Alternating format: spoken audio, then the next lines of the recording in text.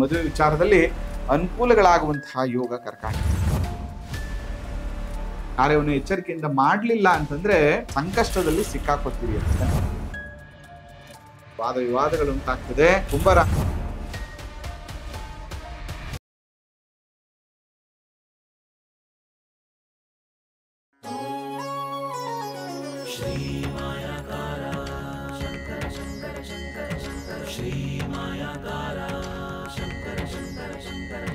ಶ್ರೀ ಗುರುಭ್ಯೋ ನಮಃ. ಮಾಯಕಾರ ಪ್ರಭುವೇ ನಮಃ. ಗಣೇಶ ದೇವಿ ವಾಗ್ದೇವಿ ಮಮ ವಾಕ್ಯ ಸಿದ್ಧಿ ಕುರು ಕುರು ಸ್ವಾಹ. ಓಂ ನಮೋ ಭಗವತಿ ಚಾಮುಂಡೇಶ್ವರಿ ಮಲಯಾಳ ಸ್ವರೂಪಿಣಿ ಸರ್ವಸಿದ್ಧಿಕಾರಿಣಿ ಸತ್ಯಂ ಬ್ರೂಹಿ ಸ್ವಾಹ.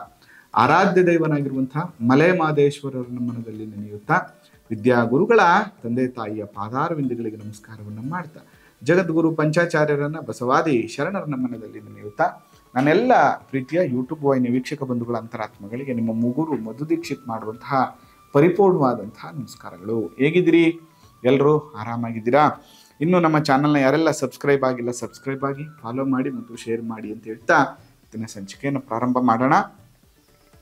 ಇನ್ನು ಈ ವಾರದ ಹೈಲೈಟ್ಸ್ ಅನ್ನು ನೋಡೋದಾದ್ರೆ 26ನೇ ತಾರೀಕಿಂದ ನವೆಂಬರ್ 1ನೇ ತಾರೀಕುವರೆಗೂ ಹೇಗಿದೆ ಈ ವಾರ ಅಂತೇಳಿ ಸ್ವಲ್ಪ ಹೈಲೈಟ್ಸ್ ನೋಡೋಣ. ವಿಶ್ವಾಸ ಸಂವತ್ಸರ ಶ್ರೀಶಕೆ 1947, ದಕ್ಷಿಣಾಯನ ಶರದೃತು, ಕಾರ್ತೀಕ ಮಾಸ, ಶುಕ್ಲ ಪಕ್ಷ, ರಾಜಯೋಗ ಬೇರೆ ನಡೀತಾ ಇದೆ ಬಹಳ ವಿಶೇಷವಾಗಿ.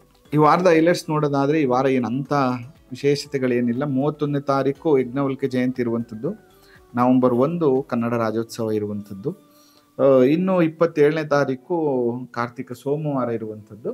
ಇದು ವಿಶೇಷ. ದೀಪಾರಾಧನೆಯಿಂದ ಅತ್ಯಂತ ಶುಭ ಫಲಗಳು ನಮಗೆ ಪ್ರಾಪ್ತಿ ಆಗ್ತದೆ. ಜೀವನದ ಎಲ್ಲ ಕತ್ತಲು ಸಂಕಷ್ಟಾದಿಗಳು ಕೂಡ ನಿವಾರಣೆ ಆಗುತ್ತೆ. ಅದರಿಂದ ಕಾರ್ತಿಕ ಮಾಸ ಅತ್ಯಂತ ಶ್ರೇಷ್ಠವಾದ ಮಾಸ. ದೀಪಾರಾಧನೆಯಿಂದ ಸಂಕಷ್ಟವೂ ನಿವಾರಣೆ ಆಗ್ತದೆ. ಅದರಿಂದ ದೀಪಾರಾಧನೆಯನ್ನ ಎಲ್ಲರೂ ಕೂಡ ಮಾಡಿ, ಮಿಸ್ ಮಾಡದೆ ಮಾಡಿ ಸಂಜೆ ಹೊತ್ತು. ಇನ್ನು ಮೊದಲನೇದಾಗಿ ಇವತ್ತು ಮೇಷರಾಶಿಯವರಿಗೆ ಹೇಗಿದೆ ಅಂತ ನೋಡೋಣ. ಓಂ ನಮೋ ಭಗವತಿ ಚಾಮುಂಡೇಶ್ವರಿ ಮಲಯಾಳ ಸ್ವರೂಪಿಣಿ ಸರ್ವ ಸಿದ್ಧಿಕಾರಿಣಿ ಸತ್ಯಂ ಬ್ರೂಹಿ ಸ್ವಾಹ. ಆರಾಧ್ಯ ದೇವನಾಗಿರುವಂತಹ ಮಹದೇಶ್ವರ ನಿಮ್ಮೆಲ್ಲರಿಗೂ ಒಳಿತು ಮಾಡಲಿ ಅಂತೇಳಿ ಮೊದಲನೇದಾಗಿ ಮೇಷರಾಶಿಯವರಿಗೆ ಹೇಗಿದೆ ಅಂತ ನೋಡೋಣ.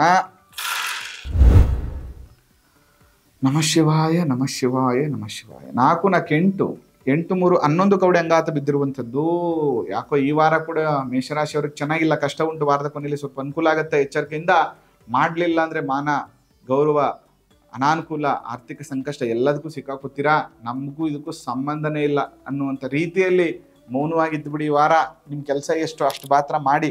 ಅನುಕೂಲ ಆದರೆ ಕಾಲಭೈರವನಿಗೆ ವಿಶೇಷವಾಗಿ ಪೂಜೆಯನ್ನು ಮಾಡಿ ಮತ್ತು ನಿಮ್ಮ ಊರಿನ ಕುಲದೇವರಿಗೆ ಮತ್ತು ನಿಮ್ಮ ಊರಿನಲ್ಲಿ ನೆಲೆಸಿರುವಂತಹ ಗ್ರಾಮ ದೇವತೆಗೆ ವಿಶೇಷವಾದಂಥ ಪ್ರಾರ್ಥನೆಯನ್ನು ಸಲ್ಲಿಸಿ ತುಂಬ ಒಳ್ಳೆಯದಾಗುತ್ತೆ. ಅದರ ಜೊತೆಗೆ ಸ್ವಲ್ಪ ಒಂದು ಇಡಿಯಷ್ಟು ತೊಗರಿ ಮತ್ತು ಬೆಲ್ಲವನ್ನು ತೆಗೆದುಕೊಂಡು ಹೋಗಿ ದಾನ ಮಾಡಿ. ದಾನಕ್ಕಿಂತ ಶ್ರೇಷ್ಠವಾದ ಪರಿಹಾರ ಇಲ್ಲ. ಅದರಲ್ಲೂ ಕೂಡ ಒಂದು ವಿಶೇಷವಾದಂಥ ಎನರ್ಜೀಸ್ ಅಂತಂದರೆ ನಮ್ಮ ಕೈಯಲ್ಲಿರುವಂಥ ಎನರ್ಜಿ, ಇಡೀ ದೇಹದಲ್ಲಿ ಅತಿ ಹೆಚ್ಚು ಎನರ್ಜಿ ಎಲ್ಲಿದೆ ಅಂತಂದರೆ ಇದರಲ್ಲಿ. ಅದಕ್ಕೆ ನಾವು ಯಾವುದೇ ಪೂಜೆ ಮಾಡುವಾಗ ಸಂಕಲ್ಪವನ್ನು ಹೀಗೆ ಮಾಡ್ಕೋತೀವಿ. ಈ ಕೈಯಲ್ಲಿ ಇಟ್ಕೊಂಡು ದಾನ ಮಾಡೋದ್ರಿಂದ ಏನಾಗುತ್ತೆ, ನಮ್ಮಲ್ಲಿರುವಂಥ ಎಲ್ಲ ನೆಗೆಟಿವ್ಸ್ ಕಮ್ಮಿ ಆಗುತ್ತೆ. ಅದ್ರ ಜೊತೆಗೆ ದೈವಾನುಗ್ರಹ ಶೀಘ್ರವಾಗಿ ಆಗುತ್ತೆ. ಯಾಕಂದರೆ ಎಲ್ಲ ಗ್ರಹಗಳಿಗೂ ಒಂದೊಂದು ಧಾನ್ಯಗಳನ್ನು ಇಂಡಿಕೇಟ್ ಮಾಡಿರೋದ್ರಿಂದ ಗ್ರಹದೋಷ ನಿವಾರಣೆಗೆ ದಾನ ಅತ್ಯಂತ ಶ್ರೇಷ್ಠವಾಗಿ ಕೆಲಸ ಮಾಡುತ್ತೆ. ತೊಗರಿ ಬೆಲ್ಲವನ್ನು ದಾನ ಮಾಡಿ. ಇನ್ನು ವೃಷಭ ರಾಶಿಯವರಿಗೆ ಹೇಗಿದೆ ಅಂತ ನೋಡೋಣ. ನೋಡಿ, ವೃಷಭ ರಾಶಿಯವರಿಗೆ 4 × 8 ಕವಡೆ ಅಂಗಾತ ಬಿದ್ದಿರುವಂಥದ್ದು. 8 ಕವಡೆ ಏನು ಹೇಳ್ತಾ ಇದೆ? ವೈರಿಗಳನ್ನು ಜಯಿಸುವಂಥದ್ದು, ಕೈಗೊಂಡ ಕಾರ್ಯದಲ್ಲಿ ಜಯ, ಧನಮಾನ ಲಾಭ, ಮನಸ್ಸಿನಂತೆ ಕಾರ್ಯಗಳು ನೆರವೇರುವಂಥದ್ದು. ಈ ರೀತಿಯಾಗಿ ಅನೇಕ ಅನುಕೂಲಗಳು ವೃಷಭ ರಾಶಿಯವರಿಗೆ ಈ ವಾರ ಆಗ್ತದೆ. ಮಿಥುನ ರಾಶಿಯವ್ರಿಗೆ ಹೇಗಿದೆಯಪ್ಪ ಈ ವಾರ ಅಂತ ನೋಡೋಣ.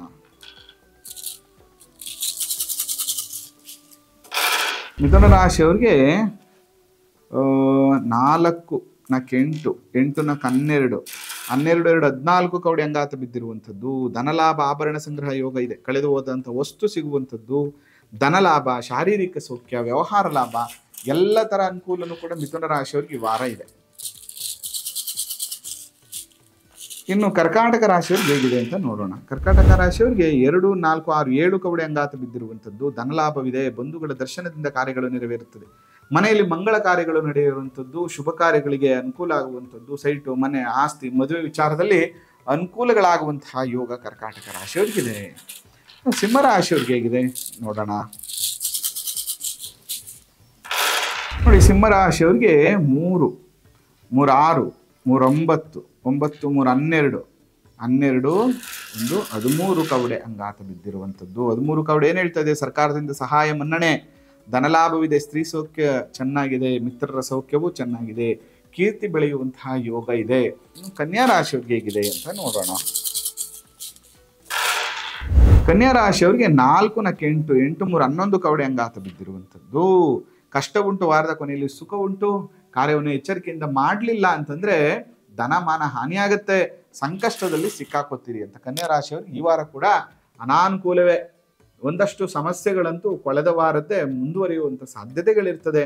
ಕೌಟುಂಬಿಕ ಕಲಹಗಳು, ವೈಮನಸ್ಸೆ ಕೂಡ ಜಾಸ್ತಿ ಆಗ್ತದೆ. ಬಹಳ ಎಚ್ಚರಿಕೆಯಿಂದ ಇರಬೇಕಾಗ್ತದೆ. ನೀವು ಮಾಡಬೇಕಾಗಿರುವಂತಹ ಕೆಲಸ ಏನು ಅಂತಂದ್ರೆ ಬಹಳ ವಿಶೇಷವಾಗಿ ಹಸಿರು ಹುಲ್ಲು ಅಂತ ಏನು ಹೇಳ್ತೀವಿ ಅದನ್ನು ಹಸುಗಳಿಗೆ ಕೊಡುವಂಥ ಕೆಲಸವನ್ನು ಮಾಡುವಂಥದ್ದು, ಅಥವಾ ಹೆಸರು ಕಾಳನ್ನು ಸ್ವಲ್ಪ ನೆನೆಸ್ಬಿಟ್ಟು ಅಕ್ಕಿಗಳಿಗೆ, ಪಕ್ಷಿಗಳಿಗೆ ಕೊಡುವಂಥದ್ದು ಮಾಡಿದ್ರೆ ಸ್ವಲ್ಪ ಈ ಟೆನ್ಷನ್ಸ್ ನಿಮಗೆ ಕಮ್ಮಿ ಆಗುತ್ತೆ.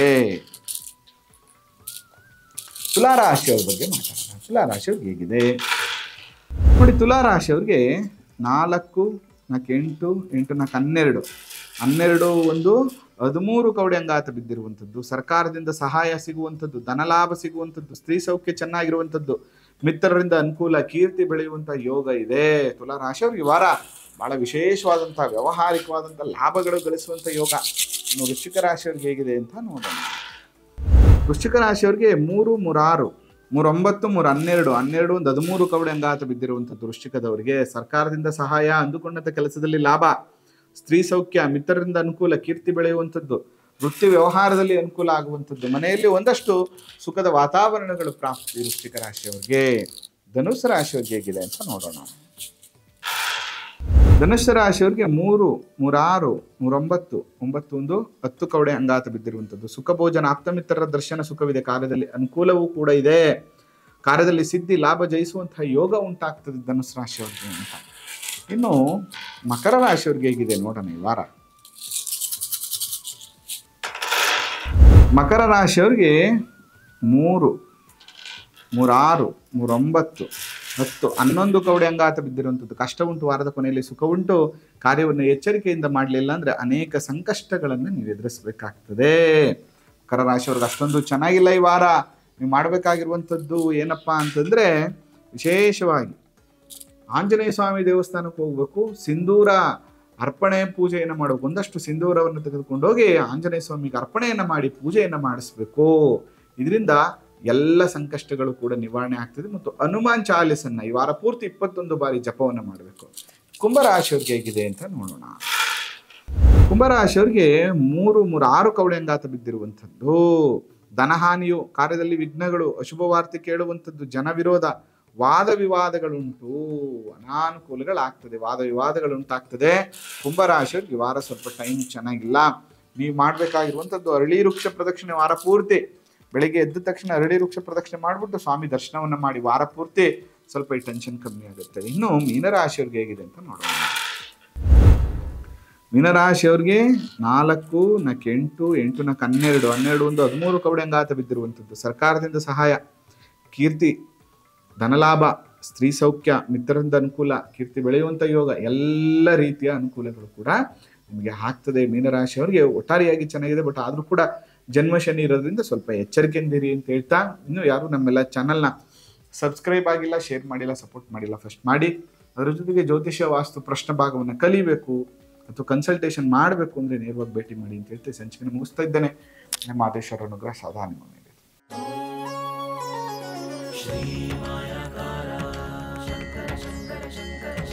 ಶ್ರೀ